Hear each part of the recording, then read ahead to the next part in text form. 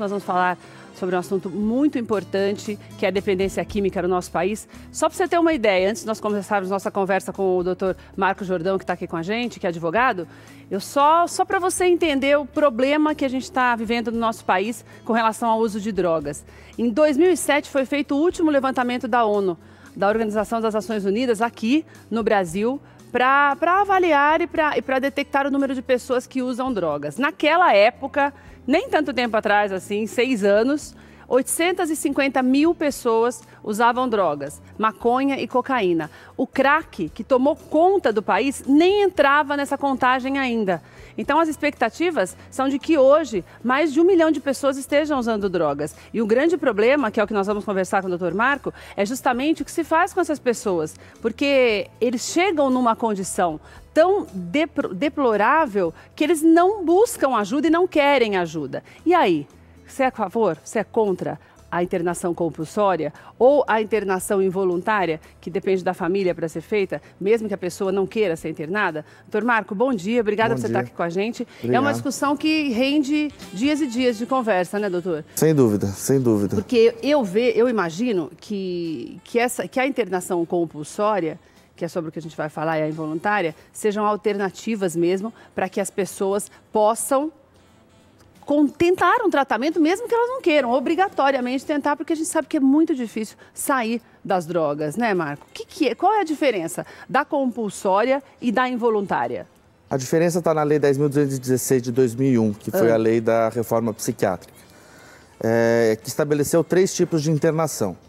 A voluntária é aquela com consentimento do próprio paciente. Quando ele quer fazer um tratamento, né? Quando ele quer fazer o tratamento. A involuntária é aquela que terceiros pedem pelo paciente, né? Geralmente a família. No caso da dependência química, é sempre a família, né? E há o consentimento de um médico, né? O Ministério Público tem que ser avisado em 72 horas para não configurar cárcere privado desse paciente. Na involuntária. Na involuntária. Na involuntária. Tá. Na compulsória, o Ministério Público faz o pedido à Justiça e a Justiça determina a internação de uma ou outra pessoa. Entendi. A compulsória foi muito falada no Brasil porque no Rio de Janeiro foi aprovado na Assembleia que as pessoas que o governo retirasse essas pessoas da rua e as levasse para uma instituição para que elas obrigatoriamente fizessem o tratamento. Agora, você falou para mim, antes da gente começar a gravar, que teve um problema aí que, por conta disso, muitas pessoas fugiram ontem de algumas clínicas, é isso, Marcos? Não, eles fugiram dos assistentes sociais na rua. Porque mesmo. Não querem ser internados. Porque há um trabalho do serviço social, né, feito junto a esses usuários de droga. E as assistentes sociais tentam abordar as pessoas não querem tratamento e saem correndo, né? Na verdade, hoje a droga, o crack, é implacável. Não tem como realmente essas pessoas escolherem, né, por um tratamento. Elas não querem. Marco, mas aí tá, por exemplo, a pessoa foge do tratamento, como acontece. Pela compulsória, o governo tem o direito de não é nem prender nesse caso, mas apreender e levar para um lugar? Sim, obrigado? Obrigado. Se a Justiça determinar a internação compulsória de determinada pessoa, determinado usuário de droga, a Prefeitura, o Estado, né, tem que fazer essa remoção da pessoa e encaminhar a alguma instituição hospitalar ou abrigo. O problema é a quantidade de leitos hospitalares no serviço público de saúde, né? Quantidade de leitos, que eu, pesquisando também para a gente conversar, eu vi. O Brasil tem só 0,34% do número de leitos necessários para atender essas pessoas. Quer dizer, você não tem 1% do que precisa. Então fica muito mais difícil. Para onde eles estão levando essas pessoas, no caso do Rio de Janeiro, que já está funcionando essa lei? Bom, geralmente leva para abrigos, né? Abrigos que não tem nenhuma especialização em tratamento de dependência química. Geralmente esses pacientes ou ficam lá detidos, né? Vamos dizer assim, presos, né? E acabam fugindo por conta da crise de abstinência, acabam fugindo ou mesmo os que têm sorte vão para a rede pública de saúde, fazem um tratamento de 30 a 45 dias, mas sem nenhum treinamento de habilidade social, volta para a rua e acaba recaindo no uso de droga. Marco, você é consultor de uma clínica, consultor jurídico da Clínica Novo Mundo. Você está acostumado a lidar com esses problemas, com usuários, com dependentes. Isso. Você acredita que esse é um caminho viável nessa estrutura ínfima que a gente tem ou não? Então, na verdade, assim, a internação involuntária e a internação compulsória são coisas que estão sendo utilizadas agora, mas estão instituídas desde 2001, né? Nos Estados Unidos, onde se faz o maior número de internações involuntárias no mundo, há uma pesquisa que realmente mostra que a efetividade do tratamento entre o involuntário e o voluntário é quase o mesmo, né? Dá certo como... o involuntário dá certo como o voluntário. Ou seja, cerca de 30% de possibilidade de recuperação, que é a média mesmo. Em um ano. Que são estudos da Faculdade de Medicina de São Paulo, né? Que uma média de 30% das pessoas conseguem se recuperar. Isso. Mas lá, com certeza, eles têm a infraestrutura para abrigar esse pessoal no lugar adequado. Exatamente. E a gente não tem. E aí? Bom, eu acho assim, na verdade, o Estado tem que criar equipamentos públicos, né, de saúde, até uma experiência nova aqui no estado de São Paulo, em que foi criada a primeira comunidade terapêutica pública, né, mantida pelo Estado, mas também eu vejo que a Justiça tem um papel muito importante nesse caso. Mandar esses pacientes que são internados compulsoriamente para instituições privadas e compelir o Estado, a Prefeitura, que pague o tratamento na rede privada.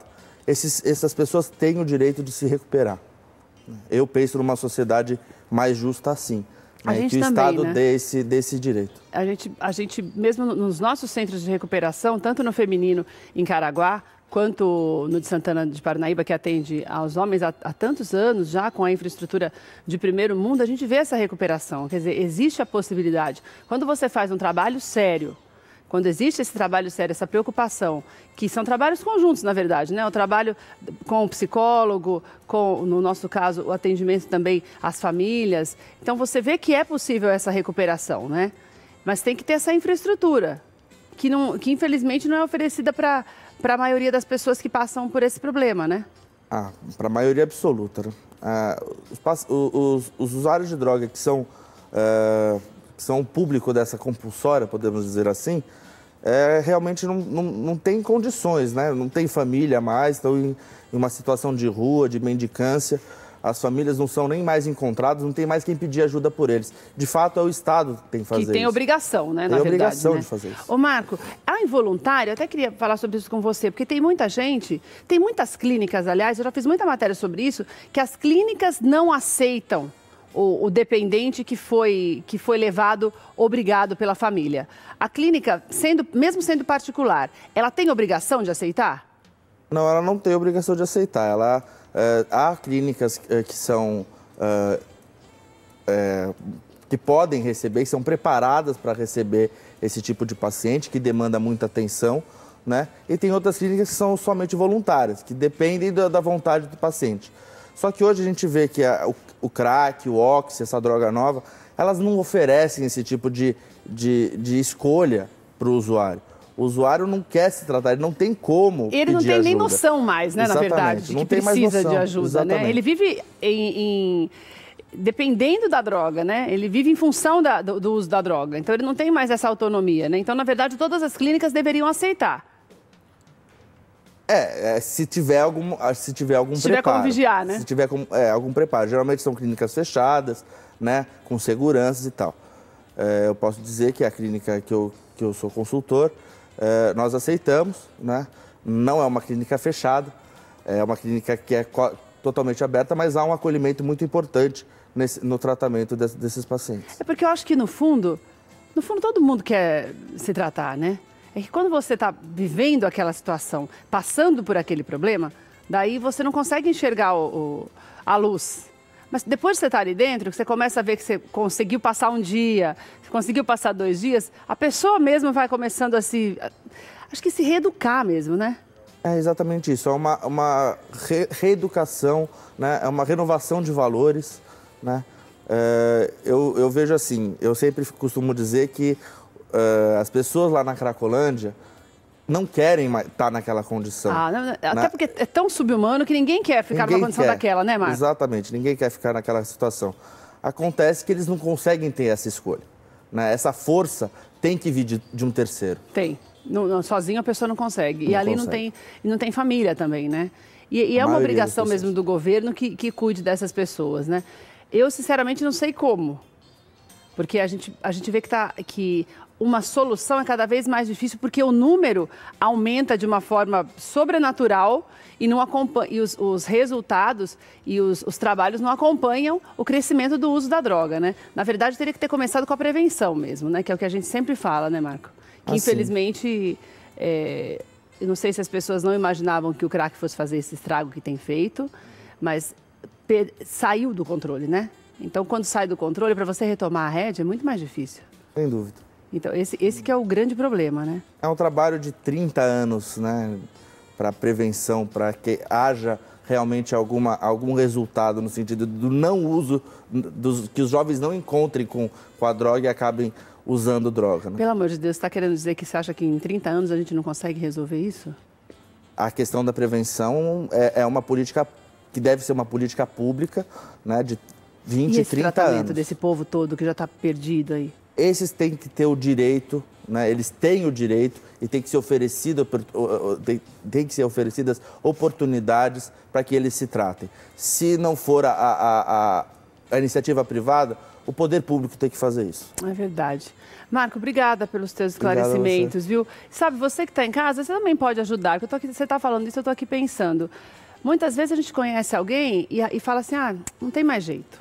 Não tem jeito, porque é tão difícil mesmo sair das drogas que a gente pensa que não tem jeito. E por causa disso, muitas vezes você esquece de estender a mão para alguém e fala, não, vamos para uma clínica, vamos fazer um tratamento, vamos buscar uma ajuda. Então a gente tem que fazer isso também.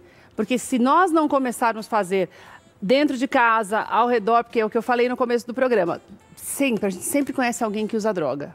Infelizmente, não está mais longe da família da gente. Então, você também precisa fazer isso. Nós precisamos fazer isso.